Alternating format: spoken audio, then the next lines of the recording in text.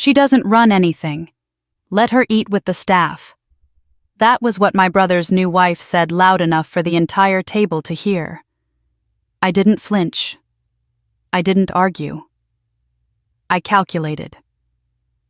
My mother said nothing. My father looked away. Even my brother, the man whose wedding I came to support, didn't speak up. That silence. It spoke louder than any insult. They thought I was nothing but the girl who used to fetch coffee in board meetings. They thought I was here as decoration, as obligation, not as the woman who built the very company they were about to merge with, the one holding the final signature on the $30 million deal they desperately needed. So I smiled.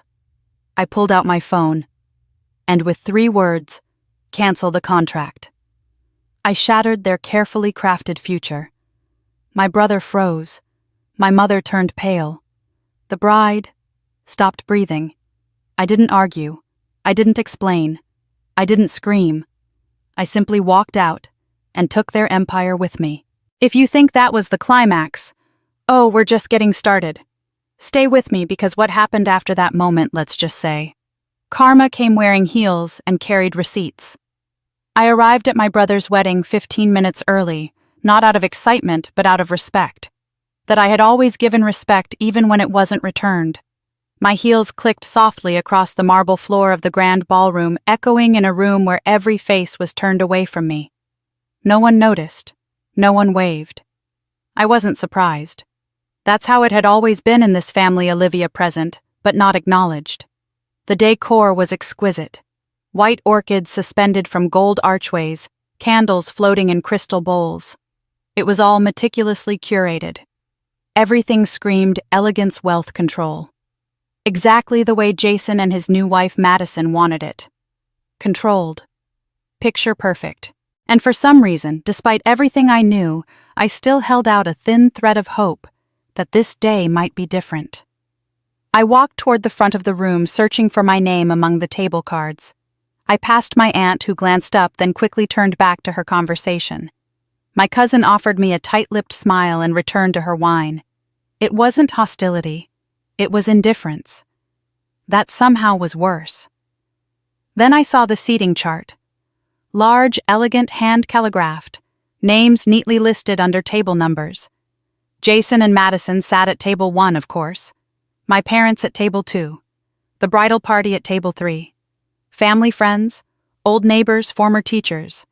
Everyone had their place. Except me. I scanned the chart again. My name was nowhere to be found. A wedding planner hovered nearby, holding a clipboard and a practiced smile. I approached her, trying to maintain composure. "Excuse me, I think there might be a mistake. I don't see my name on the chart." She glanced down at her list, frowned slightly, and then smiled too quickly. "Oh yes, Miss Olivia. Table 14. Table 14, I repeated. "It's toward the back near the kitchen," she said. "There were some late changes." I nodded once, keeping my expression neutral. I didn't argue, didn't ask who made the change. I already knew. I turned toward the back of the ballroom. Table 14 sat next to the swinging kitchen doors. The smell of roasted lamb and garlic wafted through the air as servers bustled in and out. The tablecloth was slightly wrinkled, the silverware mismatched. 2 catering staff sat at the table on break, laughing softly. One looked up as I approached and quickly stood embarrassed. Before I could respond, I heard it. Clear, cold, and calculated. "She doesn't run anything. Let her eat with the staff." Madison's voice rang out like a bell. Smooth, icy, practiced. She didn't shout it. She didn't need to. The volume was intentional, loud enough for several heads to turn. I turned slowly. She was standing beside Jason, her arm linked through his. A group of their friends surrounded them, all dressed in polished perfection. My mother stood not far off, pretending to adjust the ribbon on a flower arrangement. My father looked toward the dance floor, hands in his pockets. Jason saw me. Our eyes met for a moment. Then he looked away. That moment, that one shared glance, it confirmed everything. This wasn't a mistake. It wasn't oversight. It was deliberate. They didn't see me as family. They saw me as a threat, a liability, and perhaps most insulting of all, a disposable accessory to their perfect public image. I felt the sting rise behind my eyes, but I didn't let it show. I wouldn't give them the satisfaction. Instead, I smiled. It wasn't forced. It was real, cold, sharp, and absolutely certain. I reached into my clutch and pulled out my phone. No trembling fingers, no hesitation. Just muscle memory and conviction. I dialed one number. It rang once. Yes. Cancel the contract. I said, calm and crystal clear. Silence. Then a clipped reply. Understood. I hung up. Behind me, the wedding planner blinked. A server dropped a spoon. Something in the room shifted. No one knew why yet. But they would. I walked back through the room, not rushing, not slowing. Every step felt heavier, more real, more deliberate than the one before. Jason watched me pass. His mouth opened, but no sound came. My mother turned, reaching out half-heartedly. My father narrowed his eyes, sensing something but too proud to ask. Madison stood frozen, her champagne flute trembling slightly. They didn't yet realize that the $30 million contract they'd built this wedding around was gone. That I had just pulled the final string holding their fragile house of cards together. But soon they would. Because I wasn't just Olivia, the girl at the edge of every family photo. I was the executive they never credited, the strategist they always underestimated. And now I was the woman who had just walked out with their future. I exited the ballroom, heels silent against the rug, breath even back straight. Let them eat their cake. I had bigger things to build. I didn't cry as I walked out of the ballroom. I didn't let myself feel anything just yet. There would be time for that later. For now, all I could think about was how predictable it had all been. The insult, the silence, the betrayal. None of it surprised me. Not really. It had always been like this. Long before the contract, long before the wedding, long before Madison ever entered our lives. When I was 8, I remember being called the quiet one by every adult in the room. Not because I was shy, but because I had learned early on that my words didn't carry weight. My brother Jason, 2 years older, was the loud one, the golden boy. The kind of child that walked into a room and sucked up all the air without even meaning to. He had that kind of presence that made people lean in, listen, admire. I had curiosity books and a habit of doing things right the first time, but no one seemed to notice quiet competence when loud charm was in the room. At school, I brought home straight A's. Science fairs, writing contests, debate team. My trophies filled a box under my bed. My parents never made it to a single award ceremony. Jason once got a C+ in algebra, and my mother hired a tutor the next day. I remember asking for help with my college applications. My father waved a hand and said, "You'll figure it out. You always do." Jason, meanwhile, had 3 sets of eyes reviewing his essays and a private counselor to prep for his interview. It wasn't that they didn't love me. I don't think they meant to be cruel. But in our house, love was measured in attention, and Jason always got the spotlight. I learned how to thrive in the shadows. I didn't ask for much. I didn't rebel. I didn't challenge the system. I just worked. Quietly. Consistently. Invisibly. When our father started Atlas, he brought Jason in on day 1. Jason was given a desk, a title, and a stack of business cards with his name in bold letters. I was in college then, juggling classes and part-time jobs. I offered to help with accounting, software, operational flow, even investor pitches. My father said, "We'll call you when we need you." They didn't. Not for years. Then the market crashed and Atlas nearly folded. Jason panicked. Our father had passed by then, and Jason had no idea how to keep the company afloat. That was the first time he called me not as a sister, but as a last resort. I stepped in. Quietly. I streamlined operations, consolidated vendors, rewrote the financial model. I made it work. No headlines, no title, no applause.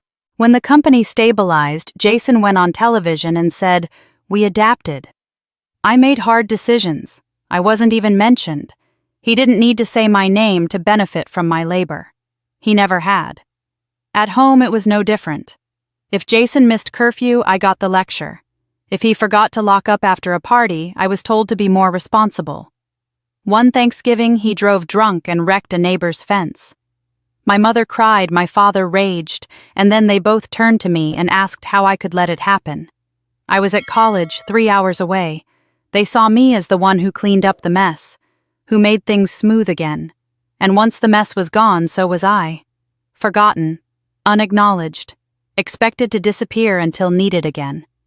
Even at family dinners, the pattern held. Jason arrived late, told the same stories, repeated the same half-truths, and was rewarded with laughter and praise. I tried once to bring up an idea I had for a non-profit incubator. My mother changed the subject mid-sentence. My father passed the salt. Jason cut me off with a joke about my old car and everyone laughed. That was when I stopped speaking up. Not out of bitterness, but out of understanding. Some tables weren't set for you. You were just expected to serve quietly and move on. I used to wonder what it was about me that made them act that way. Was I too serious? Too quiet? Not charming enough? But the truth is, it had nothing to do with flaws. It had to do with roles. They had assigned them early, and no one ever thought to question them. Jason was the future. I was the fallback. He was the face. I was the insurance plan. He was the empire. I was the hands holding the foundation together. As I stood on the sidewalk outside the hotel that night, watching guests arrive in black tie attire with glasses of champagne and perfect hair, I realized that they had never seen me clearly. Not once. They saw the shape of me, but not the substance. They used my skills, but never gave them a name. They asked for my loyalty, but never offered it in return. I was always the one in the room who understood what needed to be done, but was never asked to speak. The one who read contracts while others toasted to their own brilliance. The one who said yes out of duty, never out of recognition. The one who built quietly so others could take the credit. But that was over now. The day I realized they were building their legacy on my silence was the day I stopped believing recognition would ever come. After everything I had done, every late night, every number crunched, every meeting saved, at the last second they still saw Jason as the hero. And they always would. After my father died, I thought there might finally be a shift. Maybe grief would clear their vision.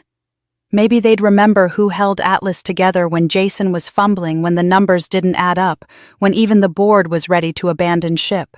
I thought loss would bring clarity, but instead it brought erasure. My father's will named Jason as CEO without question. I wasn't offered a role, not even interim leadership. Instead, I was told the board felt continuity was important. Translation. Jason was a familiar face, and I was a woman in the background. I nodded through the announcement, shook hands, accepted the polite smiles and empty praise. "You've done so much behind the scenes," they said. "Your insights were invaluable." But insights weren't ownership, strategy wasn't credit, and silence wasn't consent. It started months before my father's passing, when Atlas teetered on the edge of insolvency. I got a frantic call from Jason. "We need help," he admitted, not even trying to sound composed. When I arrived, the office felt like a ghost ship. Empty cubicles, tense assistants, half the executive team gone, vendors unpaid. I asked him for the truth. "How bad?" He said, "We're 30 days from collapse." That was generous. It was more like 15. I didn't waste time.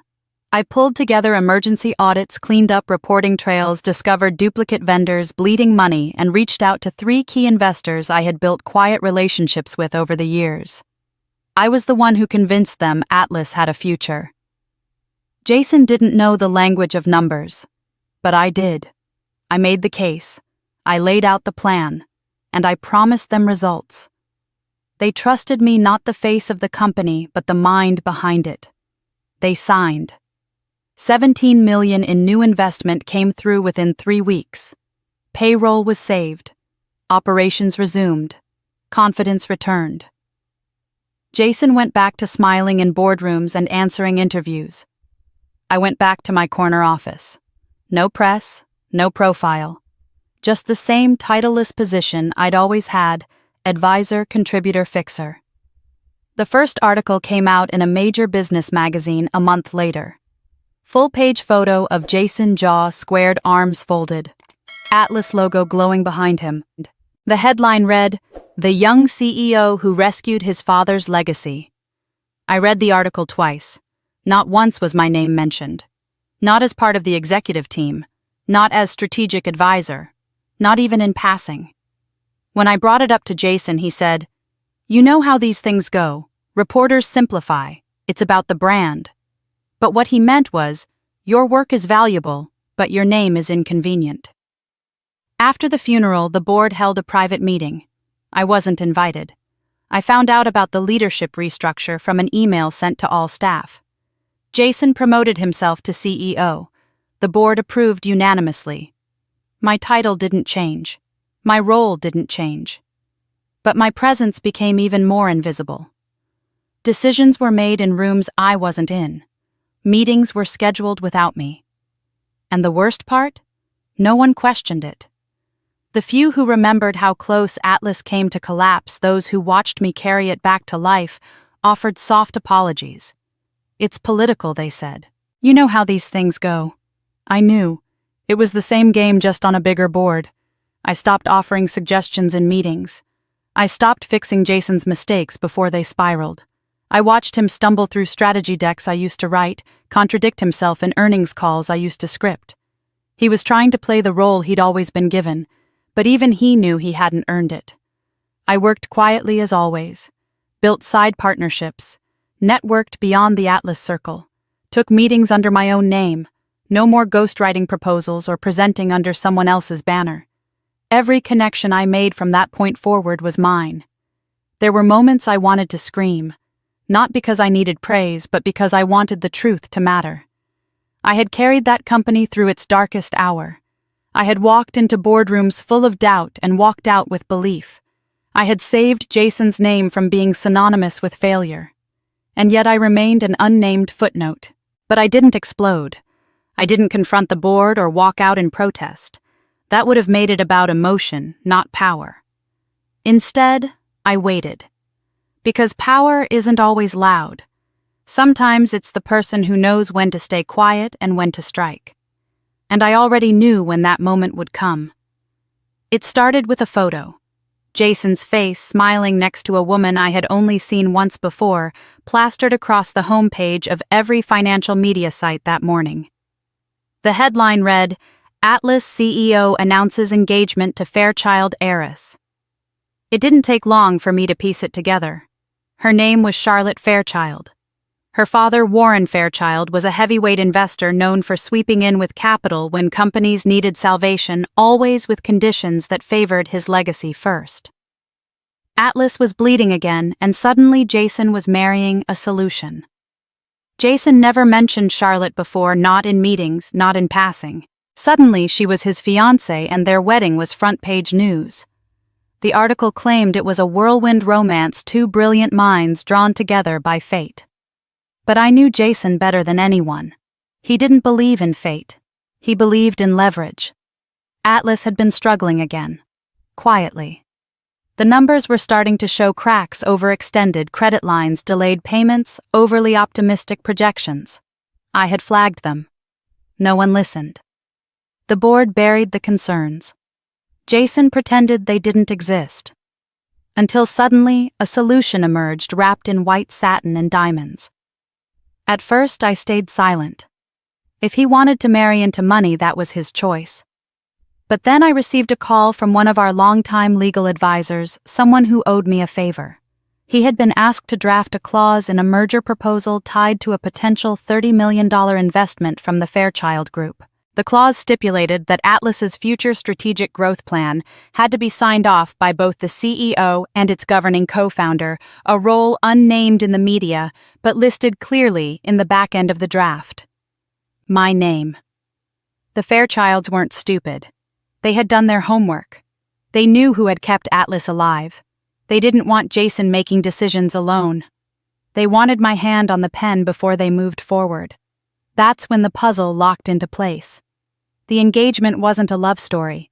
It was a contract negotiation. Jason hadn't fallen for Charlotte. He had fallen for her father's capital. And I, me, the invisible sister, the fallback, the fixer, I was the final term of that deal. They didn't even bother to tell me directly. I found out through paperwork. I wasn't invited to any investor meetings. I wasn't looped into negotiations.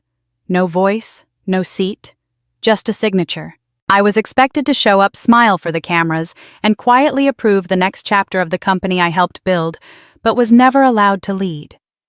I was summoned to a pre-wedding dinner under the guise of family unity. The table was long, ornate, and lined with strangers in suits, pretending to be celebratory. Jason introduced me to Charlotte as Olivia, my sister. She keeps things running in the background. Her handshake was soft, her smile polished, but her eyes were calculating. Warren Fairchild sat at the head of the table, speaking little, watching everything.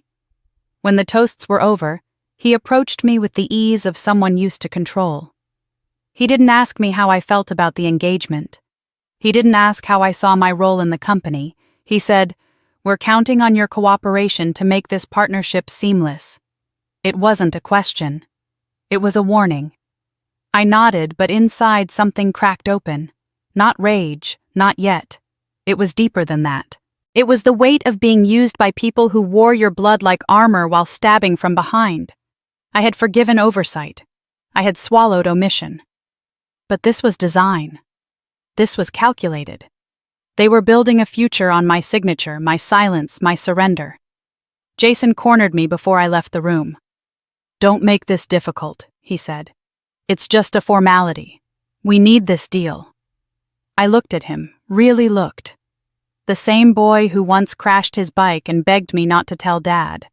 The same man who let me save Atlas without saying thank you. His suit fit better now, his hair grayer, but inside he hadn't changed. He was still using everyone around him as pawns and assuming I would play along. I didn't answer him that night. I walked out heels, tapping on marble head held high. But I already knew what I would do. Not for him, not for Charlotte, not for Fairchild. For me. The morning of the signing, I woke up earlier than usual. The sky was still gray, the air too still. It felt like the kind of day that wanted to hold its breath. I moved through my routine with deliberate calm, even though every step was weighed down by the invisible tension that had followed me for weeks. On the surface, everything had been arranged. The legal team had sent over the final documents. The board had already voted in anticipation. My signature was the last step. After that, the Fairchild deal would close, and Atlas would be safe. That was the word they used, safe. I wasn't sure who they meant by we. I sat at my desk in the study, coffee cooling beside me, pen in hand. The papers were spread out neatly. A nameplate with my initials sat to the left, a reminder of the role I never officially held but had always fulfilled. I stared at the first page, trying to convince myself that this was just another transaction. Just ink and paper. Not personal. Not betrayal. Just business. That's when it happened. A soft ping from my email inbox. I almost ignored it. The subject line looked like a scheduling reminder, FW signature confirmation request, and I assumed it was from one of the assistants coordinating the signing logistics. But then I saw the email thread below. A line of text that stopped me mid-breath. It was an internal forward. Charlotte had accidentally copied me into a message she meant to send only to Jason. It read, "Once she signs, we're done babysitting her. She'll be irrelevant." I read it again slower this time, as if the words would morph into something less cruel. But they didn't. They stayed sharp and smug and surgical. The kind of thing people say when they believe you're nothing but a means to their end. I didn't know what stung more, the condescension or the confidence with which it had been delivered. No hesitation, no nuance, just a plan laid bare.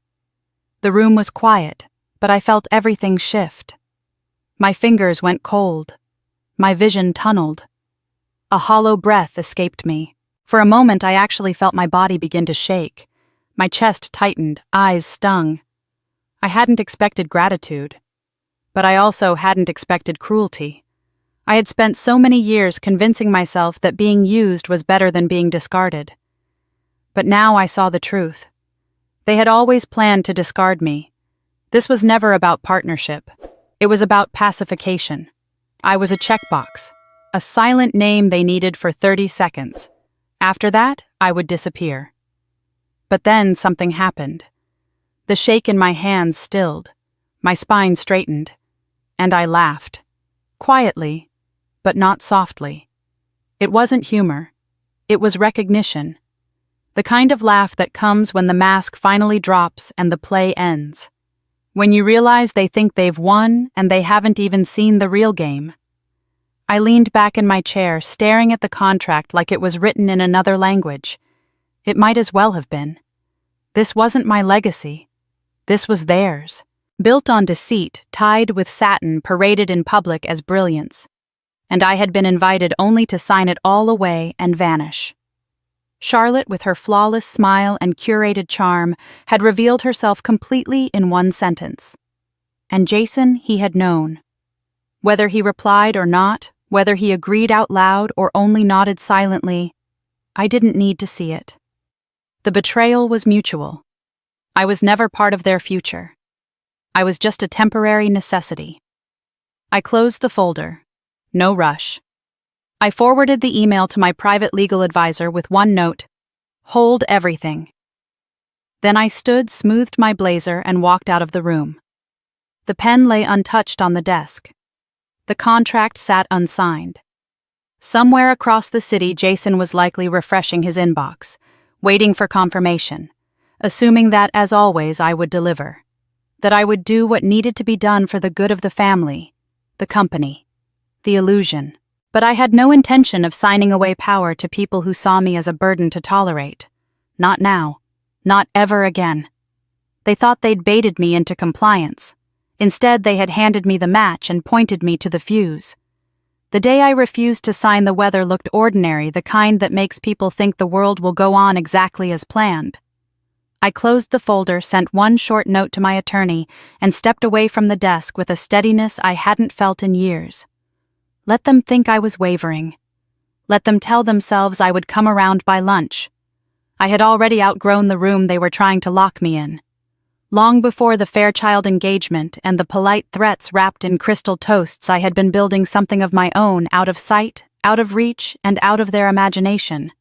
It didn't start with a grand design. It began with small, careful bets, placed where no one else wanted to look. A Delaware LLC with an innocuous name. A trust administered by a lawyer who never took photos at industry events. A handful of friends I trusted to put their names on the paperwork when mine would have raised questions. When you spend a lifetime being unseen, you learn how to use that invisibility. I turned it into a method. The first founders I backed met me at a diner near the train station because they couldn't afford the parking garage by the office tower. Maya and Luis had a product that looked boring to everyone except the bank CTOs who stayed up nights worrying about core switches and fraud velocity. They'd been turned down by every fund within 100 miles. I listened, asked them to walk me through their worst-case scenarios twice, and wrote a check through Harbor 12 Holdings, a quiet entity that never showed up on glossy lists. 18 months later, their software was humming behind 3 mid-sized banks, and for the first time they paid themselves real salaries. When they called to celebrate, they didn't thank an institution. They thanked me by my first name. After that came Ruth, who bought derelict warehouses no one wanted, and turned them into mixed-use buildings with clinics on the first floor and apprenticeships upstairs. Then Ahmed, who built a payment rail for tradespeople that settled funds by sundown and stopped men from quitting because a Friday check slipped to Monday. Then Alondra, who designed a micro-lending model that didn't bury single mothers in fees when a tire blew on the way to work. None of them fit the slides you see on conference stages. All of them knew the families who live one invoice or one illness away from falling through a crack no one bothered to repair. I didn't ask for a seat on their stages. I asked for clean documents, voting rights if things went sideways, and covenants that protected workers from the kind of corner cutting that turns profit into rot. I took observer spots when it helped and stepped out of camera frames when it didn't. Press releases never mentioned me. They didn't need to. Term sheets did. It wasn't a single tower, it was a lattice. Quiet strands reaching across industries that never learned each other's names. A fintech node here, a logistics stub there, a property hold in a neighborhood papered with eviction notices I refused to sign. Each line strengthened the next. Returns rolled back into new bets. The founders ate better. Their teams grew. Payroll cleared on time. And every quarter I updated a spreadsheet, only I saw not because I needed a scoreboard, but because discipline is what keeps power from curdling into appetite. Back at Atlas, people mistook my calm for dependence. They told themselves I stayed because I had nowhere else to go because I was grateful to be allowed adjacent to the grown-up table. They believed silence meant I had accepted my role. They did not understand that I had been practicing patience, and patience is not the same thing as surrender. When Jason floated his digital expansion memo, I read it twice, then a third time. The vendors he circled as linchpins, NectraPay for instant disbursements, Northline Core for bank integrations, a compliance shop that had finally figured out how to automate diligence without dehumanizing clients were precisely the firms my capital had steadied when no one else would. He thought he'd discovered them through his new in-laws network. He didn't know that the CEOs still texted me before they signed anything meaningful. One afternoon, as the engagement buzz filled our inboxes, my phone buzzed with a name I didn't save under its real spelling. Olivia Atlas asked for exclusivity on Northline for 12 months. The founder said voice lowered the way people do when they're about to admit something they shouldn't. It would crowd out a community bank we've been helping in the valley. We wanted to check with you before we answer. I could hear the hum of their tiny office behind him, a printer choking on labels, someone laughing about a broken chair. I told him to put the community bank first, and if Atlas wanted speed to offer fair terms without swallowing the rest of the market. He agreed.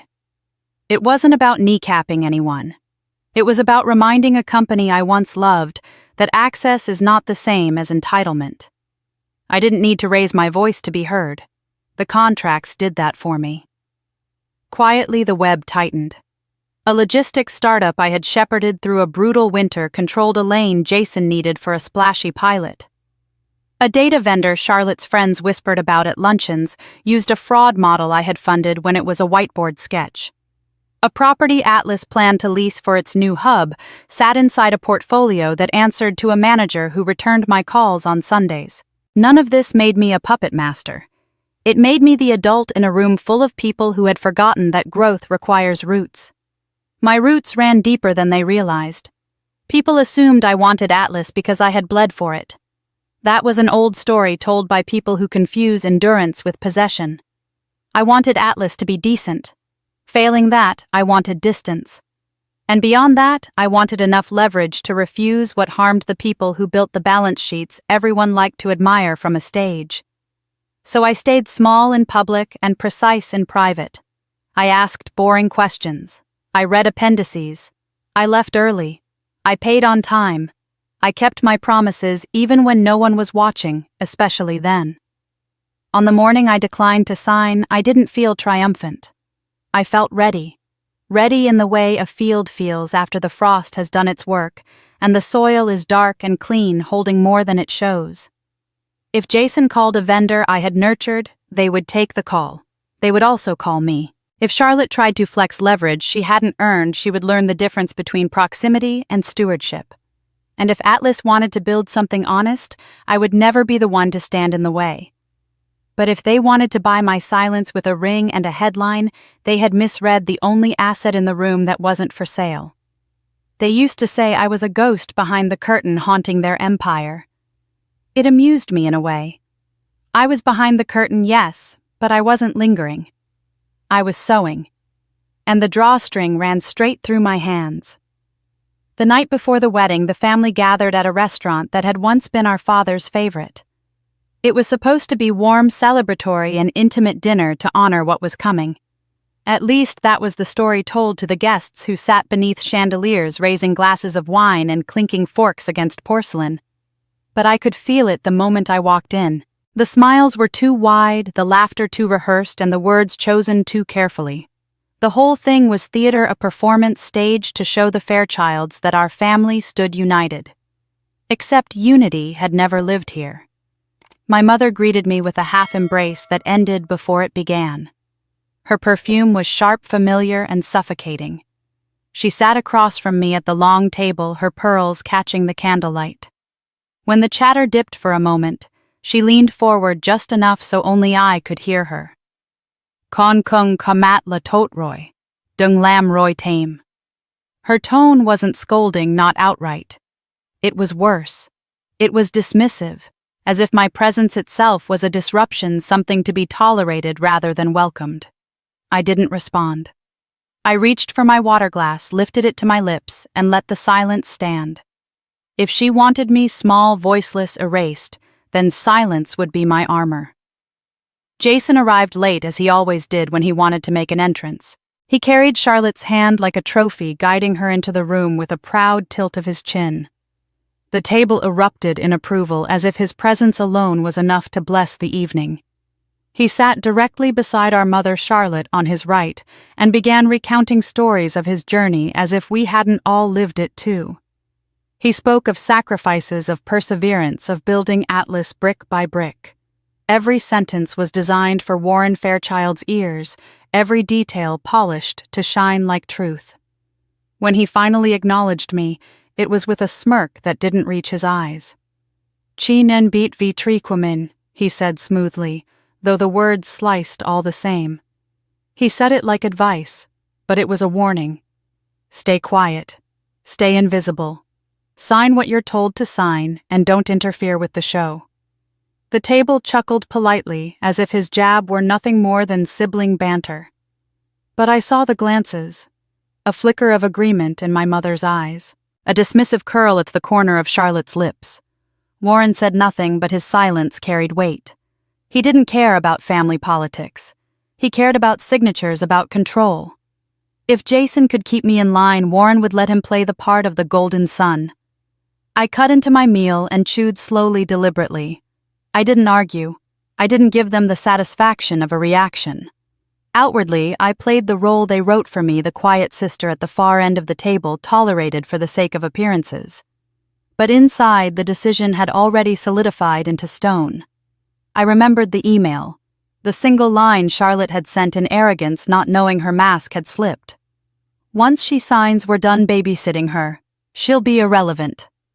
The words replayed in my head as Jason toasted to the bright future of Atlas, and my mother dabbed her lips with a linen napkin. None of them knew that the bright future they celebrated was already slipping from their grasp. My silence was not surrender. It was calculation.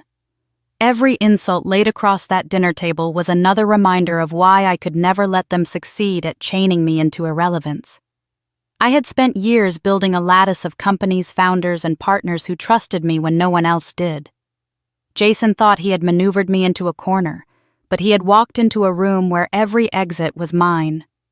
The dinner dragged on, filled with shallow toasts, and the kind of laughter that echoes hollow once it fades. I nodded when appropriate, smiled when required, and said little more than pleasantries. Let them think I was cowed. Let them believe their performance worked. They would remember this night as the last time they mistook my silence for weakness. As dessert was served, Jason raised his glass once more. To family, he declared. Glasses clinked all around me. I raised mine too, though my thoughts were elsewhere. To family, yes. But not the kind seated at this table. Not the kind who used blood as leverage and kinship as chains. My loyalty belonged elsewhere now, to those who had trusted me, to the empire I had built in the shadows, to the version of myself they had tried to erase, but had only sharpened. I left the dinner with my head high and my lips sealed. They thought they had won the evening, that my silence was submission. But the decision was already made. The stage was set. Tomorrow they would see just how mistaken they were. The wedding day dawned bright, the kind of morning that photographers pray for, all clean skies and golden light. The Fairchild estate had been transformed into something out of a magazine spread, rows of orchids lining the walkway, violins filling the air with delicate strains of Mozart, waiters gliding between tables dressed in white linens. It was the kind of event designed to impress, to whisper of power, money, and permanence. From the outside, it looked perfect. From the inside, I knew better. I arrived on time, not early, not late. Enough to be noticed, but not enough to invite conversation. The ushers at the entrance glanced at my invitation, exchanged a look I knew too well, and gestured vaguely toward the back. My name wasn't on the place cards that lined the elegant tables with calligraphy scripts. My seat, they told me, was being arranged. When I finally found it, I almost laughed. Almost. A small table tucked near the swinging doors of the kitchen, away from the chandeliers and the main floor where the family and honored guests sat. My chair wobbled on the uneven floor, pushed so close to the service station that I could hear the chefs shouting orders and smell the steam rising from trays. There was no name card, no linen napkin folded like a swan, just a plain chair set apart from the rest as though I were one of the hired staff waiting for my shift to begin. I took my seat, slowly, deliberately. If they expected me to protest, they would be disappointed. My silence was louder than any outburst. Charlotte, radiant in lace and jewels, glided past at that moment. Her timing was intentional. She paused, ensuring her voice carried far enough for the nearby tables to hear. "She doesn't run anything. Let her eat with the staff." The words hung in the air, sharp and deliberate. For a moment, the music seemed to falter, or maybe it was just my ears filling with the rush of blood. I looked around the room. My mother lowered her gaze, her lips pressed thin. Jason sipped his champagne without meeting my eyes. A few of the cousins smirked into their napkins. The laughter came next, quiet at first, then growing rippling through the tables like a cruel tide. Not one person stood. Not one voice said enough. That was the knife. Not Charlotte's cruelty, she was predictable, but the silence of the people who should have known better. The silence of family of blood, of those who had taken my sacrifices as their inheritance. That silence cut deeper than any insult ever could. I folded my hands in my lap and stared at the untouched glass of water in front of me. Every clink of silverware, every burst of laughter, every whisper of gossip fueled a storm inside me that never touched my face. Outwardly, I was still. Inwardly, I was engraving each moment into memory. I wanted to remember how it felt to be erased in plain sight, because it would make what came next burn brighter. The staff passed by me again and again, trays balanced high, apologetic glances darted my way when they thought no one was looking. Even they understood what this seat meant. It wasn't oversight. It wasn't an accident. It was punishment dressed as dismissal. It was their way of saying I was no one, that the empire would march forward without me, that my years of labor meant less than the linen folded on the tables up front. Jason raised his glass for a toast, his voice booming with confidence. He thanked the Fairchilds, he thanked Charlotte, he thanked the guests for believing in his vision for Atlas. He didn't thank me. He didn't even acknowledge me. To the room, I wasn't there. But I was. And I was watching. I smiled then, a small controlled curve of my lips that no one noticed. Let them laugh, let them whisper, let them believe they had cornered me into submission. What they didn't know, what they could never imagine, was that the woman they tried to bury had been planting seeds for years. As the laughter died down and the music swelled again, I sat at my kitchen-side table, back straight, head high, letting the weight of their silence press down one last time. It was the final insult, the last act of humiliation. And it was all I needed. Because silence cuts both ways. Theirs had wounded. Mine would destroy. The laughter at my expense was still rippling through the tables when I reached into my clutch. My hand was steady, my pulse calm. Let them think I was cowed. Let them believe their silence had broken me. The truth was far simpler. Their silence had freed me. I slipped the phone into my palm, its weight reassuring, the kind of weight that carried consequences. Around me, champagne glasses glittered and violins swelled. The bride preened at the head table. Jason basked in his moment. No one noticed as I pressed a single contact. Cancel the contract. 3 words. Spoken low. Spoken clear. The kind of words that don't need to be shouted to be final. On the other end, the head of investments didn't hesitate. He knew my voice. He knew the authority it carried. Understood, he said. And then I added, "We're not merging with Atlas. Draft the deal under my holding company. Atlas is dead." I ended the call before the applause around me had even faded. For a moment, nothing seemed to change. The waiters still carried trays, the guests still laughed, the chandeliers still glittered. But then I saw it, the ripple. First in Jason's face. He had turned toward me, maybe to deliver another cruel line, maybe to gloat. But his smirk froze. Color drained from his cheeks as his phone buzzed on the table. He glanced at the screen, then again and again as message after message lit up in rapid succession. Charlotte leaned toward him, whispering sharp questions. He didn't answer. His hand gripped the glass stem so tightly I thought it might shatter. My mother frowned, sensing the shift but not yet understanding it. And then it happened. Warren Fairchild's chair scraped back across the polished floor. The sound cut through the music like a blade. He rose without ceremony, his jaw set, his eyes locked on Jason with cold fury. A murmur spread across the room as the billionaire investor adjusted his cufflinks and signaled for his driver. "I don't do business with amateurs," he said flatly. "No toast, no congratulations, just condemnation." Then he turned and walked out, his entourage following like a shadow. The silence that followed was heavier than any insult I'd endured. Guests shifted in their seats. Some whispered, some stared, all of them sensing that something enormous had just cracked open in the middle of the celebration. Jason stood abruptly, knocking over his chair. He was pale, trembling, his lips forming words he couldn't manage to speak. "What did you do?" He finally spat, his voice too loud, too desperate. I lifted my glass of water, calm, unhurried, and looked at him across the room. I just reminded them who really built the empire. My words weren't shouted. They didn't need to be. Everyone heard them. Charlotte's smile collapsed, her perfect facade crumbling in front of her guests. My mother's pearls trembled against her collarbone as her breathing quickened. Cousins avoided my eyes. And Jason, once so smug, so untouchable, looked like a boy watching his castle burn. Because that's what was happening. The foundation they had stood on for so long was already crumbling. In one call, one decision, the $30 million deal they had staked their future on had vanished into smoke.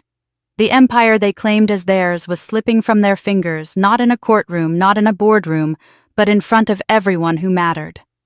I set my glass down and stood, not hurried, not flustered. I didn't raise my voice, didn't plead, didn't explain. I simply left my seat by the kitchen and walked past the rows of stunned faces. Let them watch. Let them wonder. Let them realize that the sister they had dismissed, belittled, erased, had just ended them with 3 words. As I reached the doors, I paused. Not for effect, just long enough for the truth to sink in. Jason had always believed he could bury me in silence. Tonight, I buried him with it. And when I stepped outside into the night air, the sounds of the chaos behind me spilling out into the courtyard, I felt lighter than I had in years. Atlas was dead. And I had killed it. The wedding ended in whispers and broken glass. By morning, those whispers had become headlines. Fairchild Capital withdrew its commitment before the champagne had gone flat. Reporters smelled blood. By dawn, the story was everywhere. Jason Fairchild's grand merger evaporated in public, the bride's family humiliated, Atlas exposed as fragile. Markets are merciless. When the opening bell rang, Atlas stock nosedived. Not a slow drip. A free fall. 20% gone before lunch, another 15% by closing. Phones that once rang with congratulations now stayed eerily silent. Emails came in, but they weren't contracts or offers. They were terminations. Investors pulling out. Partners suspending deals. Suppliers demanding guarantees Jason couldn't give. He scrambled. He called for an emergency board meeting. He demanded loyalty, pleaded for patience. But directors stopped answering. One excused herself with a prior engagement. Another claimed his connection was bad and never rejoined the line. Jason sat at the head of a boardroom designed for triumph, staring at a screen of blank squares, talking to no one. The press feasted. Photos of Jason at the altar, smiling like a king, ran beside stock tickers plunging red. Anchors called it the fastest unraveling of a mid-tier empire in recent memory. Pundits speculated about hidden fractures, mismanagement, betrayal. Words he had once used to describe me now clung to him. My phone rang that evening. Mother. Her voice carried the kind of panic I had only heard once before the day Father died. Olivia, she whispered, breathless. Why? Why would you do this to your own family? I listened. I let her gasp, let her stumble over words that tasted of desperation. Then I answered, slow and sharp enough to cut. Because you let me sit by the kitchen. The silence on the line was exquisite. Not confusion. Recognition. She knew exactly what I meant. Every dismissal, every stolen credit, every time I was pushed aside until there was nowhere left but a chair by the swinging doors. She tried to speak, but nothing came out. For once in her life, my mother was speechless. Jason tried again the next day. He held a press conference, sweat beading under the studio lights. He spoke of resilience, of temporary setbacks, of loyalty. But behind him, screens flashed with real-time data, Atlas collapsing in plain sight. Reporters shouted questions about canceled deals, about leadership failures, about betrayals inside his own family. His voice cracked. His hands trembled. Cameras caught everything. By the end of the week, the empire he had paraded as unshakable was gone. Investors abandoned ship. Directors resigned. Lawsuits loomed. And the world that had once applauded Jason Fairchild now pointed and laughed the way they had laughed at me when Charlotte sentenced me to the kitchen. The difference was, I didn't need to raise my voice. I didn't need to explain. I had spoken 3 words, and they had done the work for me. The city at night was a living thing, glittering with lights and restless motion. From the corner office of my tower, I could see everything, bridges glowing in the distance, traffic flowing like veins through the streets, and just below the courtyard of a luxury hotel where another wedding was unfolding. Strings of fairy lights wound around columns, champagne glasses shimmered in guests' hands, and laughter floated upward on the wind. I watched for a long moment. Weddings had become symbolic to me, not for love or beginnings, but for masks, for performances, for the theater of families trying to sell perfection while hiding rot. I thought of that night not long ago when I'd been sent to the kitchen table. The sting of the words, the laughter that followed, the silence of the people who should have defended me. I closed my eyes and let myself relive it for one final time, the wobbling chair. The swinging kitchen doors, the heat of humiliation pressing against my skin while violins played in another room. It could have broken me. For a moment it almost did. But the truth was that seat was the final gift they ever gave me. It reminded me exactly who I was not. A knock on the door pulled me from the memory. One of my young executives stepped in holding a file, then hesitated when he saw me by the glass. He glanced toward the window at the wedding far below, and then back at me. His voice was careful, uncertain. Do you ever think about reconciling with them? With your family? I turned from the window and studied him. He was earnest, too young to understand the weight of betrayal, too hopeful to know how corrosive silence could be. For him, family was still a place of safety.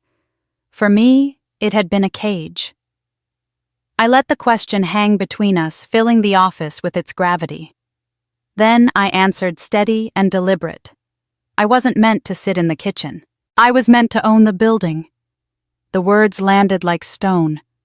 His eyes widened, and then he nodded slowly as if he had just been handed a lesson he would carry for the rest of his life. I turned back to the window, the wedding below a blur of light and music. Somewhere out there, Jason was still clawing at the ruins, still telling anyone who would listen that he could rise again. My mother was still rehearsing excuses for the press. Charlotte was still trying to salvage her reputation. None of them mattered now. Their empire had collapsed, and mine had risen not on their approval, not on their acceptance, but on the strength they never believed I had. Power, I had learned, isn't in the seat you're given. It's in the building you choose to walk out of and the one you choose to build. They had taught me that by trying to erase me. Now I lived it every day. Behind me, the office buzzed with energy phones ringing deals, closing futures being written. The Olivia Group wasn't just surviving, it was defining the next era. And I stood at the center not as someone tolerated in the corner of a banquet hall, but as the architect of the whole skyline. I lifted my glass not of champagne, but of water, cool and clear. A toast, not to them, not to vengeance, but to clarity. I had been invisible once. Never again. Because I didn't belong in the kitchen. I belonged here. And the building was mine. And so Olivia's journey comes to a close, from a wobbly chair beside the kitchen to a corner office in the tallest tower where the whole city looks up. This story isn't just about revenge. It's about knowing your worth, rising from silence, and turning it into power. Her family's silence destroyed everything they thought they owned. Olivia proved that sometimes victory doesn't come from shouting to be heard, but from waiting for the right moment to speak 3 words that can bring an empire to its knees. If you've ever been dismissed, pushed aside, or told you don't belong at the table, remember this: the shadows can be where you build your empire. Olivia didn't beg, she didn't steal, she didn't cling. She simply walked away and left those who scorned her to burn in the ashes of their own arrogance. Now I want to hear from you. Do you think Olivia was too ruthless? Or was she simply reclaiming what had always been hers? Have you ever been sidelined and wished you could come back stronger? Share your thoughts in the comments, because this isn't just Olivia's story. It belongs to everyone who's ever been underestimated. If you want more stories filled with drama, revenge, and justice served cold, make sure you subscribe to this channel. Each story brings a lesson, a moment of satisfaction, and maybe even the inspiration to rise stronger than ever. You followed Olivia from the kitchen table to the skyscraper, but there are countless more stories to come. Don't miss them. Hit subscribe and be the first to watch as truth is revealed and villains finally face their reckoning.